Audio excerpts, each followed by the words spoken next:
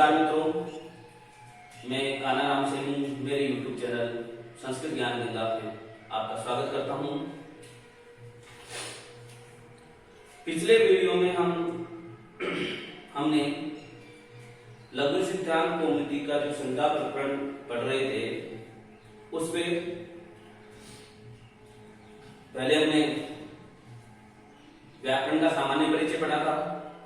उसके बाद लघु सिद्धांत कौमुदी का मंगलाचरण के बारे में पढ़ा। उसके बाद जो प्रत्याहार जो माहेश्वरी सूत्र है उनके बारे में जानकारी प्राप्त की।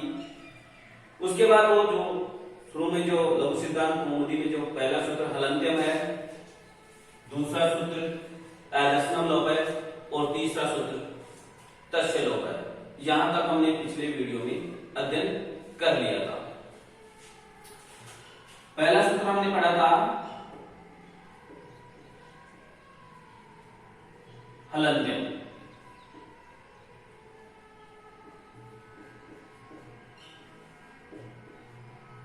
हलन्त्यम हमने पढ़ लिया था। उसके बाद दूसरा सूत्र लघु सिद्धांत कौमुदी में आता है आदर्शनम लोप है, आदर्शनम लोप है,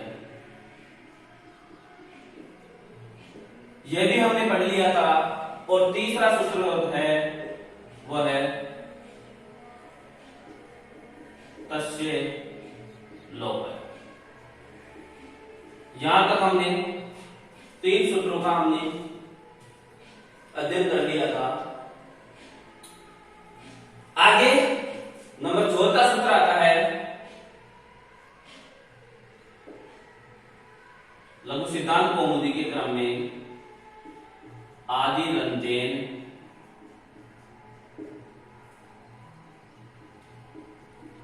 सहेता।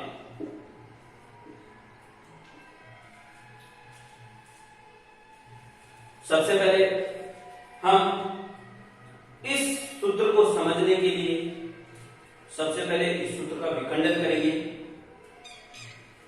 तो विखंडन करेंगे तो इसमें सबसे पहले विखंडन होगा आदि, र का विसर्ग हो गया, अ बचा, अंतेन,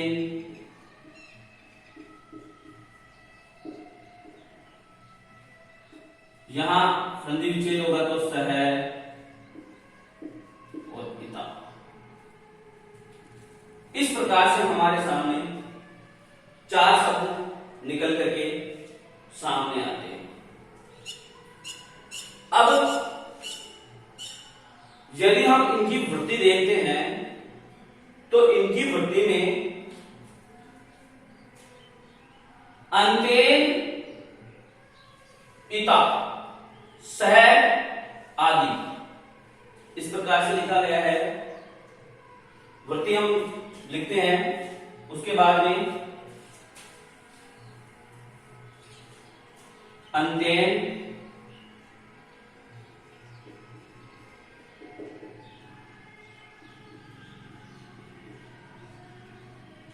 सह, अंतेन पिता सह आदि, अंतेन पिता सह आदि,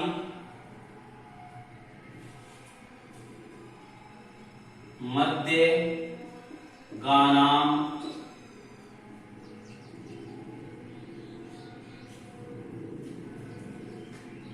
स्वस्य च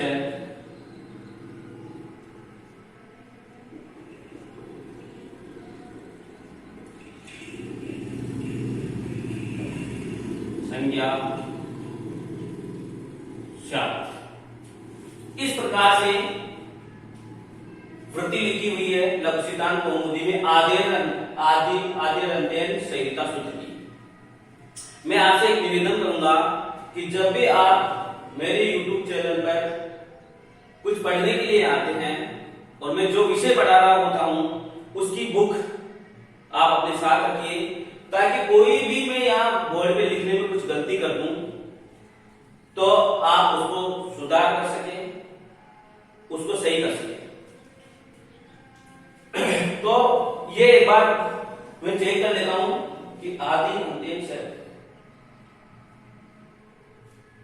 हाँ, तो ये जो भर्ती लिखी हुई है उसके बाद में लिखा हुआ है यथा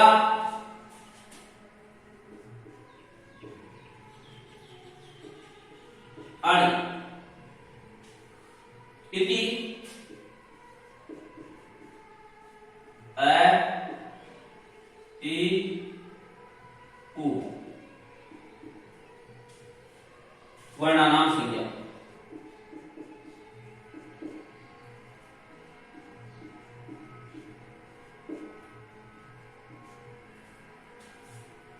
एवं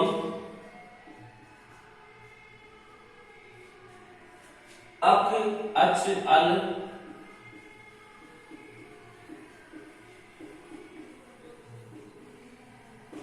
एवं अक अच अल हल इत्यादि।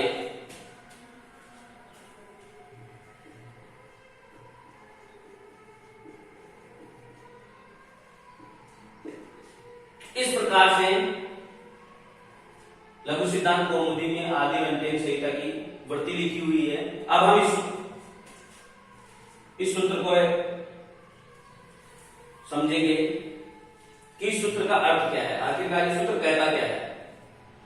ये सूत्र कहता है कि अंतेन इतास है, जो अंतिम जो इत संज्ञक जो वर्ण था, जो अंतिम इत संज्ञक वर्ण के साथ अंत्येन यानी अंतिम, इता यानी इत संज्ञक वर्ण के सह साथ आदि, आदि यानी शुरू में आने वाला वर्ण, मध्य का नाम, मध्य में आने वाले वर्णों की स्वस्य च और स्वस्य यानी अपनी संज्ञा शाख संज्ञा हो। हमने माहेश्वर सूत्र देखे थे, उसमें पहला सूत्र था अ ई ऊण, दूसरा री री क, तीसरा ए ओंग है। इस प्रकार से हमने माहेश्वर सूत्र देखे थे। तो इसमें जो पाणिनि जी कहना चाहते हैं कि जो अंतिम इत संज्ञक वर्ण है, हमने पढ़ा था माहेश्वर सूत्र पढ़ते समय उसकी वृत्ति में कि अंतिम जो वर्ण होगा, जो अंतिम जो हल वर्ण होगा वो इत संज्ञक होगा। तो यहां इत संज्ञक वर्ण कौन कौन से, न, क, ग, इस प्रकार से 14 को हल वर्ण है और एक लण के मध्य जो अकार है उसकी भी इत संज्ञा होती है, उसको भी इत संज्ञक माना गया है। तो इस प्रकार से जो अंतिम जो इत संज्ञक वर्ण है उनके साथ जो आदि वर्ण आता है, जिस प्रकार से अण, उन्होंने उदाहरण दिया अण। तो ये जो अण आया, तो ये अण है, तो इस अण में जो अंतिम इत संज्ञक वर्ण है उसके पूर्व में जो अकार आया, इस प्रकार का जो ये अण है यह बीच में आने वाले मध्य में, इन दोनों के मध्य में यानी ऐसे लेकर के न के बीच में क्या आ रहा है, ई और उ, दो वर्ण तो ये आ गए। न को अपन को इत संज्ञक वर्ण है इसलिए छोड़ना ही है, पहले माहेश्वर सूत्रों में कहा गया है कि इत संज्ञक वर्ण को छोड़ना है। तो और मध्य में भी ये वर्ण आए और स्वस्य च और अपनी भी, यानी आदि में कौन सा वर्ण आ रहा है, ए, तो खुद की भी यानी ए की भी, यानी संज्ञा साथ संज्ञा हो। कहने का मतलब यह है कि जो अण है, अण यदि पाणिनि ने कह दिया तो उस अण का मतलब भी है, उसमें की भी अण संज्ञा है, ई की भी अण संज्ञा है, और उ की भी अण संज्ञा है। इस प्रकार से ये तीनों वर्ण अण कहलाए, इनकी अण संज्ञा हुई। यहां तक प्रत्येक शब्द का अर्थ समझ में आ गया होगा। उसके बाद में यहां बताया गया यथा अण, इस जिस प्रकार से जैसे अण इति ऐसा ये संज्ञा होगी तो अ ई उ वर्णानाम संज्ञा, इन वर्णों की संज्ञा। जैसे अण में कहूं तो आप अण का मतलब अ ई उ इन वर्णों को समझे। एवं इसी प्रकार अक अच अल हल, तो अक प्रत्याहार बनाएंगे, हल प्रत्याहार बनाएंगे तो सभी व्यंजन आ जाएंगे। अच प्रत्याहार बनाएंगे तो सभी स्वर आ जाएंगे, ऐसे लेकर के च तक के वर्ण। और अल प्रत्याहार बनाएंगे तो ऐसे लेकर के लड़ जो लास्ट का हल जो सूत्र है 14वां, यानी संपूर्ण स्वर और व्यंजन आ जाएंगे। तो इस प्रकार से इन सब की संहिता से क्या होगी, यानी जो प्रत्याहार, इस प्रकार से प्रत्याहार बनेंगे। इनको प्रत्याहार भी कहा गया है। यो जो अण है, अक है, अच है, अल है आदि जो बन रही है, जो संज्ञाएं हो रही है, इनको प्रत्याहार नाम से भी जाना जाता है। तो अब यहां तक आपके मैं समझता हूं समझ में आ गया होगा। अब प्रश्न बढ़ता होता है कि जो हमने ये अण आदि जो संज्ञा कर रहे हैं, तो इन अण आदि जो बनेंगे प्रत्याहार, तो माहेश्वरी सूत्रों से कितने प्रत्याहार बनेंगे? तो यदि हम बनाना चाहेंगे प्रत्याहार तो बहुत सारे प्रत्याहार बन जाएंगे। जैसे पहला प्रत्याहार अण बन जाएगा, फिर इण बन जाएगा, फिर अक बन जाएगा, फिर उक बन जाएगा। ऐसे हम प्रत्याहार बनाएंगे तो बहुत सारे प्रत्याहार बन जाएंगे। नियम तो वही कह रहा है जिस प्रकार से ये अणी आदि बनाए जिस प्रकार से। परंतु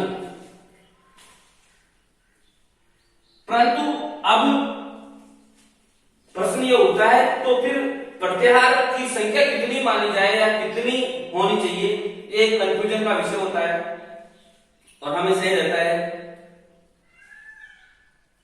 तो जो प्रत्याहार की जो संख्या जो बताई गई है वो 44 है। और उसका कारण क्या है, कहीं कहीं 42 भी मिलते हैं, कहीं 43, कहीं 44 और कहीं 39 भी मिलते हैं। तो जो पाणिनि जो अष्टाध्यायी जो ग्रंथ है उसमें जितने प्रत्याहारों को काम में लिया है उनकी संख्या है 42। पाणिनि जी ने कितने प्रत्याहारों को काम में लिया है, यानी जो अष्टाध्यायी ग्रंथ है उसमें जितने प्रत्याहारों का नाम लिया गया, जैसे इको यणची इक प्रत्याहार हो गया, अण हो गया, अच हो गया, इस प्रकार से कहीं भी जितने भी प्रत्याहार प्रयोग में लिए गए हैं, काम में लिए गए हैं, वो प्रत्याहारों की संख्या कितनी है? 42। उसके बाद में जो कात्यायन मुनि आए वार्तिककार, तो उन्होंने वार्तिकों में एक प्रत्याहार और कह दिया।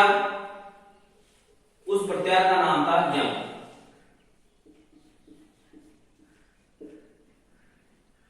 यानी ये हो गया 43वां प्रत्याहार। इस प्रकार से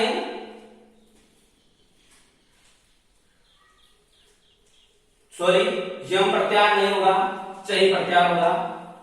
चई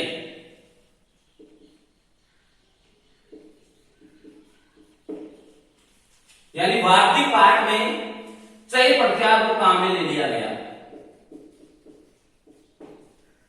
और एक और प्रत्याहार काम में ले लिया गया उणादि सूत्रों में। उणादि जो सूत्र हैं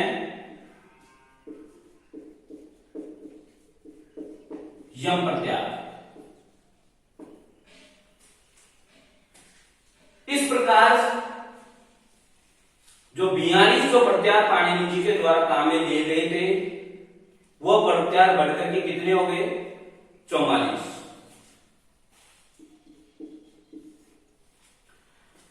अब एक चीज ये आती है कि 41 प्रत्यार क्यों मानते हैं?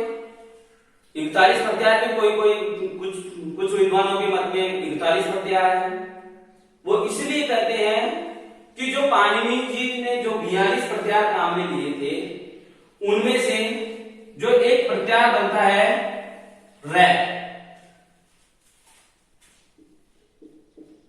जो रै प्रत्यार बनता है, रै प्रत्यार जो जो बनता है वो मैं बता देता हूं, है ये व रै ट, ये सूत्र था। और उसके बाद में सूत्र है लैण।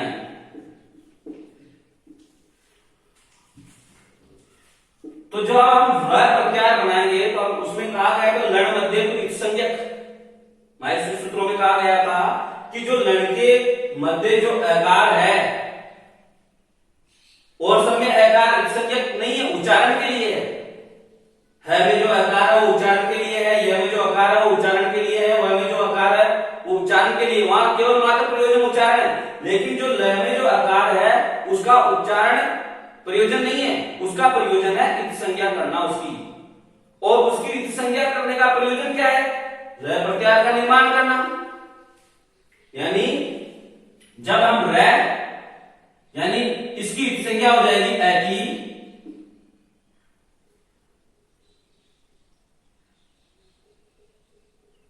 तो प्रत्यार अब रै में ऐ मिलेगा तो पूरा रै हो जाएगा। तो इस रै प्रत्यार में दो वर्ण आते हैं, रै और ल। रै और ल दो वर्ण आते हैं। और इस रै प्रत्यार का क्या काम है भाई? क्यों इस प्रत्यार का भी कोई उपयोग होगा? इस प्रत्यार का उपयोग है, एक सूत्र है उरण रपर है, एक सूत्र है उरण रपर। इस सूत्र में यह रै प्रत्यार काम में आता है। ये जो रै प्रत्यार कहा गया है वह रै प्रत्यार इस सूत्र में काम में आता है। इससे अर्हेण शब्द की सिद्धि होती है, अर्हेण। तो इस प्रकार से आदेर अंत्य सहिता आपके सूत्र समझ में आ गया होगा। यह सूत्र कहता है कि जो अंतिम इति संज्ञक वर्ण के साथ जो आदि वाला वर्ण है वह मध्य में आने वाले वर्णों की तथा अपनी स्वस्य यानी अपनी खुद की भी संज्ञा करवाता है। यानी जो क्या कौन सी संज्ञा करवाता है? अण आदि संज्ञा करवाता है। जिस प्रकार से अण, तो ये आपकी चीज समझ में आ गई होगी। अब मैं आपके ये चौथा सूत्र है, इसके बाद में जो आगे का सूत्र है पांचवा सूत्र, वो समझाने का प्रयास करता हूं।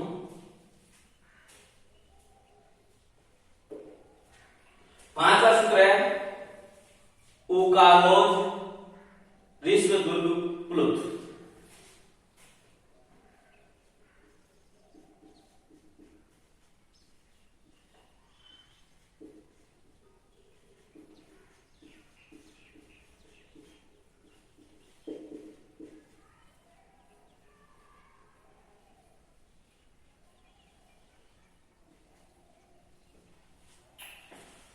उकालोज ऋष्व दीर्घ प्लुत,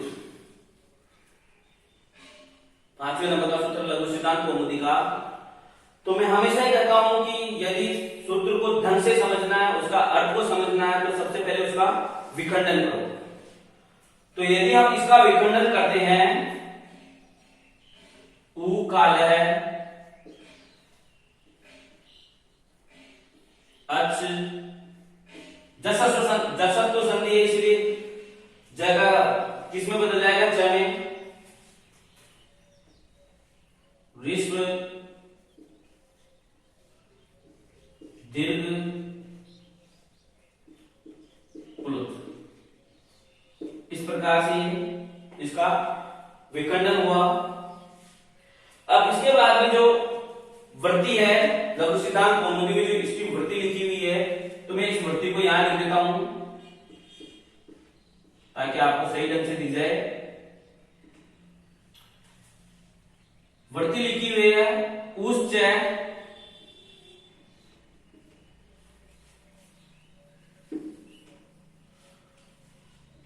उच्च उच्च उच्च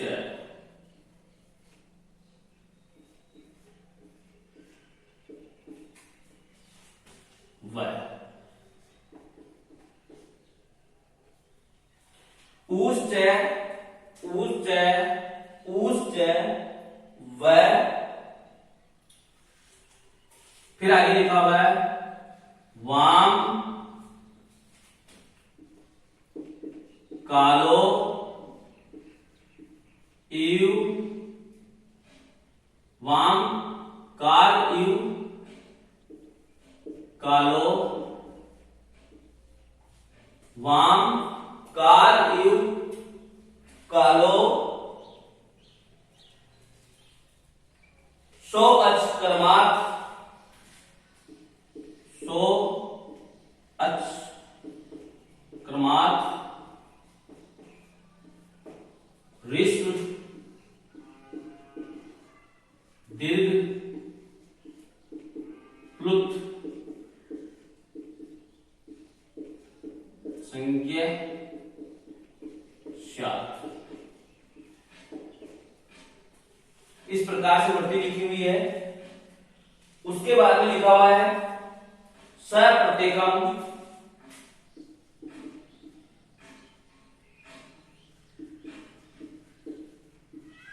उदात उदाता उदाता आदिना उदातादि भेदेन त्रिधा।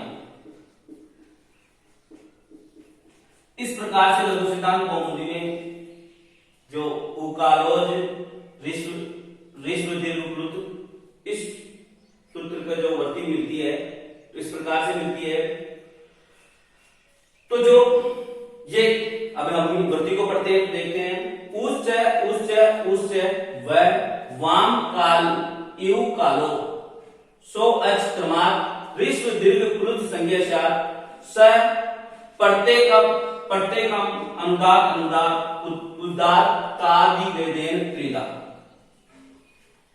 अब हम समझते हैं कि ये जो आपने देखा होगा कि ये वह और वाम ये क्या चीज है, वह और वाम ये क्या चीज है, ये समझने के लिए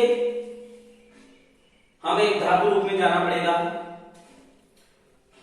मैं आपसे प्रश्न करता हूं कि जो उकारांत कोई शब्द है पुल्लिंग, जैसे भानु, भानु शब्द के प्रथमा विभक्ति में क्या रूप बनेंगे? यदि हम भानु शब्द की प्रथमा विभक्ति में रूप बनाएंगे तो बनेंगे भानु भानु भानवर। यहां एक वचन, द्विवचन और बहुवचन, और ये प्रथमा विभक्ति का रूप है। तो यहां देख लो, समझ लो, यहां ऊ का अर्थ है, ऊ है एक छोटा, एक मात्रिक। यहां द्विमात्रिक ऊ है बड़ा, और यहां जाकर के उस जब ऊ और ऊ यानी तीन प्रकार का ऊ मिलकर के, जैसे भानु एक भानु, भानु दो भानु, और भानव यानी तीन या तीन से अधिक भानु। तो इसी प्रकार तो यहां ऊ को क्या हुआ? भानव वह, तो यही तो यहां है, ऊ को क्या हो रहा है? वह। इस व का मतलब है, इस व के अंदर है एक मात्रिक उ, द्विमात्रिक उ और त्रिमात्रिक उ। तीनों जो उ है उनको एक रूप हो गया वह। फिर ये वाम क्या है? इसी प्रकार से यदि हम इसको हम दूसरी तरीके से और पहले मैं समझाता हूं कि जो विभक्तियां लगती है सु, ओजस, अमोर्सस, काव्याम आदि, तो जो प्रथमा विभक्ति है उसमें कौन कौन सी विभक्ति लगती है? यहां पे लगती है सु, ओ और यहां लगेगी जस। किसके? ऊ के। ऊ के कौन सी विभक्ति लगेगी? जस। यहां ऊ के सु लगती, यहां ऊ के ओ विभक्ति लगती और यहां बहुवचन में कौन सी विभक्ति लगेगी? जस। तो सबसे पहले ये जय है, इस जय की चूटू, चूटू नामक सूत्र से इत संज्ञा हो जाएगी और इत संज्ञा होने के बाद में तस्य लोप से लोप कर देंगे। तो जो जय का लोप होने के बाद में क्या बचा? ए, और आगे बचा स और इधर बचा उ। फिर उसके बाद में सस जुसो रु से स का र हो जाएगा और रुद्र विसर्ग से र का विसर्ग हो जाएगा, यानी रूप बचेगा उ और ए। अब यदि उ और ए को हम मिलाएंगे तो क्या बनेगा? वह यानी दोनों प्रकार से समझ गए होंगे आप कि वह का यहां क्या मतलब है कि तीनों प्रकार के उ, एक मात्रिक उ, द्विमात्रिक उ और त्रिमात्रिक उ।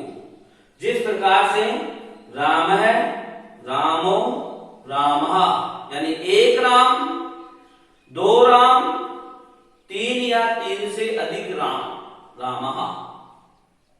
उसी प्रकार से एक उ, दो उ और तीन या तीन से अधिक उ मिलकर के क्या कहलाएंगे? वह। उसके बाद देखेंगे हम वाम। तो वाम कैसे बना? षष्ठी विभक्ति बहुवचन में हम जो सु और जस आदि विभक्तियां लगाएंगे तो वैसे कौन सी विभक्ति लगेगी? आम। वैसे कौन सी विभक्ति लगेगी? आम। तो उसे कौन सी विभक्ति लगेगी? आम। तो जब हम मिलाएंगे तो जो वह बन रहा था उसी प्रकार से वाम बन जाएगा, यानी उनका, उनका।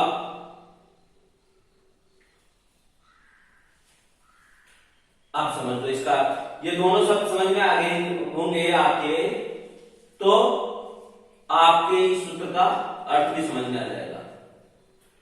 कहने का मतलब ये सूत्र कह रहा है कि जो उ है, एक मात्रिक, द्विमात्रिक उ और त्रिमात्रिक उ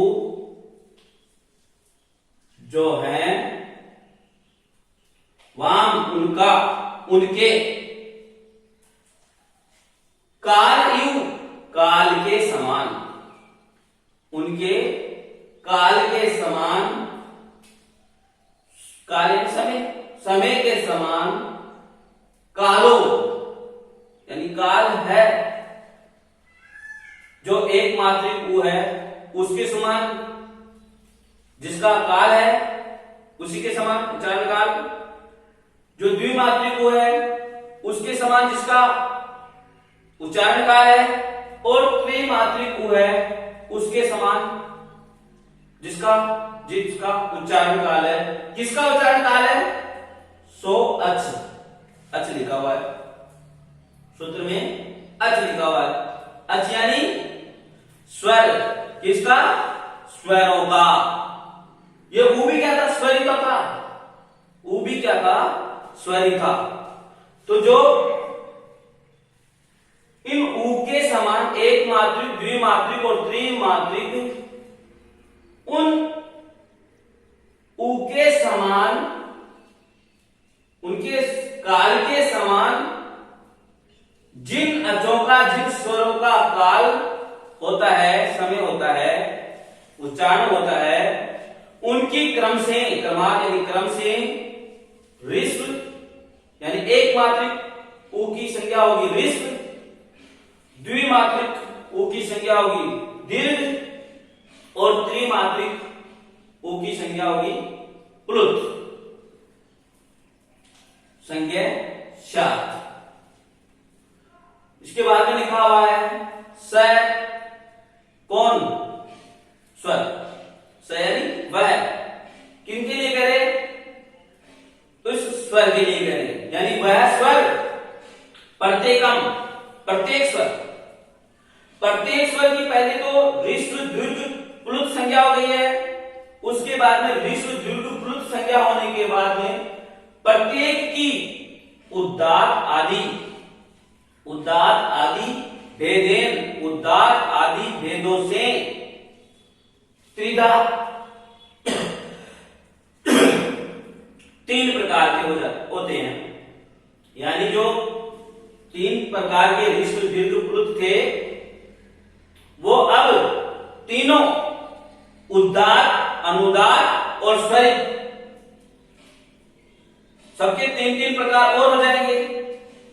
इस प्रकार से यहां पर तक स्वरों की संख्या, स्वरों के जो भेद हो जाते हैं वो 9 प्रकार के हो जाते हैं। अब एक बात आपके यहां दिमाग में, जिज्ञासा में आई होगी कि जो पाणिनि जी हैं उन्होंने सिर्फ ऊ, इस स्वर का ही क्यों ग्रहण किया?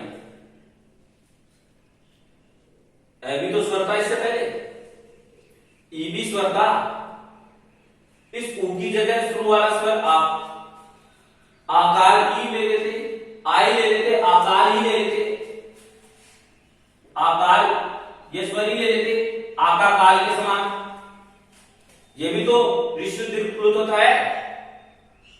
तो इसका जवाब यह है कि जो ऊ है उसको भाषा विज्ञान में